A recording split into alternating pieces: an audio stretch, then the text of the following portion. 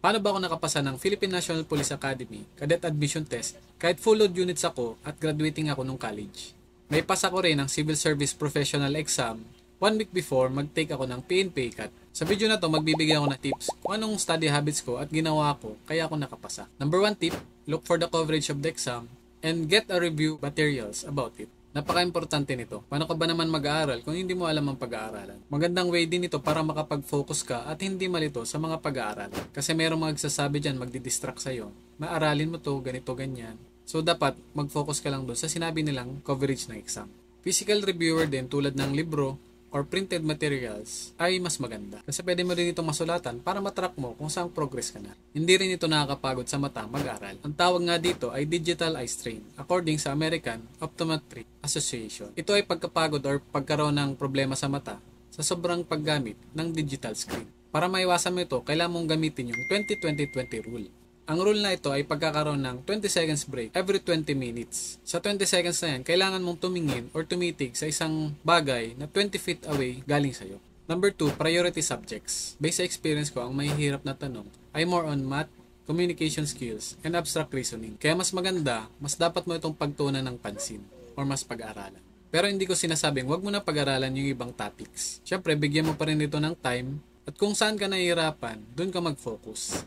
Number 3 tip naman ay commitment. Graduating ako nung time na pag-take ko ng PNP CAT at full load din ako kasi may back subject ako dahil nag-shift ako ng course. So may pasok din ako during weekends. Pwede ko i-rason na busy ako at walang time mag-aral. Pero hindi ko to ginawang rason para hindi i-priority ang goal ko na maging PNP Cadet. Kung goal mo talagang maging PNP Cadet, mas maganda yung mga free time mo ay nilalaan mo sa mga activities na makakatulong sa'yo makapasa ng PNPA.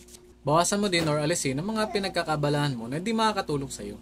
For example, tulad sa akin, during vacant time ko, ini-spend ko to sa library or sa tahimik na lugar para mag-review. Instead na isama ko sa mga barkada ko para tumambay lang. Piliin nyo kung saan kayo mag-spend ng time nyo.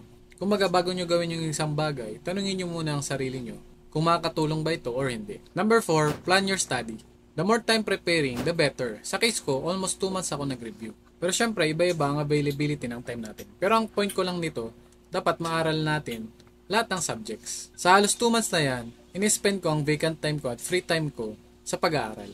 Hindi ko sinasabi na hindi na ako nagsasayang ng oras or gumagawa ng ibang pinagkakabalahan, pero ini-spend ko to wisely. Pwede mo rin gawin tong strategy na sinulat ni Matthew Dix sa kanyang libro na Someday is Today. Nalaman ko to sa isang YouTuber na si Ali Abdal. Kwento niya sa libro niya, nakaschedule sana siya sa dentista niya, pero napaaga siya ng 15 minutes. So instead na maghintay siya, mag-scroll siya sa YouTube or sa TikTok, ginawa niya yung goal niya, which is magsulat ng libro. Number 5 tip, track your progress. Sigurado mo lahat ng subject ay napag-aralan mo na. Pwede kang gumamit ng highlights or bookmark sa mga nabasa mo na or napag-aralan. Pwede mo din i-take note or kahit anong paraan basta malaman mo siya na natapos mo na yung topic na yun or subject na yun. Number 6 naman, test your knowledge. Study by doing or practice. Mas maganda ang reviewer mo merong sasagot ang questions pagkatapos mo pag-aralan. Pag nasagutan mo ito ng tama or maayos, pwede ka na mag-proceed sa next topic or subjects. Pag hindi mo naman nasagot ang mga questions about sa topic na yun, ibig sabihin lang nito, kailangan mo ulit itong reviewin. Paulit-ulit mo lang siyang i-review hanggang masagutan mo na siya ng tama. Huwag kang mag-skip ng topic or subject na hindi mo natetest ang sarili mo or yung knowledge mo about doon. Number 7 and last is consistency. Para maging consistent, kailangan motivated tayo. Para kahit nahihirapan, napapagod, or tinatamad, magagawa pa rin natin yung goal natin. Para maging motivated tayo, dapat malaman natin yung why natin. Pwedeng para sa sarili mo or pangarap mo, pwedeng sa family mo, at iba pang bagay. So yan ang 7 personal tips ko kung bakit ako nakapasa ng PNP CAT at Civil Service. So yun lang, maraming salamat.